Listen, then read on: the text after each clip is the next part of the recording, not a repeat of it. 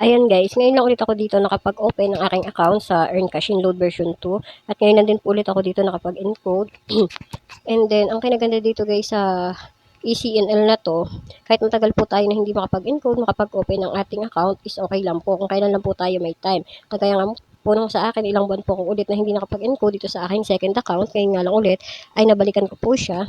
Ganun po kaganda yung company ng Earn Cash in Load na pwede po tayo dito bumuli kapag may time lang tayo at kapag gusto lang po natin. Pwede tayo dito mag-encode kung gugustuhin po natin. Sa mga nagsasabi po na matagal naman pala ditong kumita, totoo naman po yun dahil medyo matagal naman po talaga maka-earn dito. Dito po ay kinakailangan lang natin ng sipag at syaga. At extra income lang po ito. Hindi po ito yung talagang passive income na araw-araw ay pwede po tayo na makapag-cash out.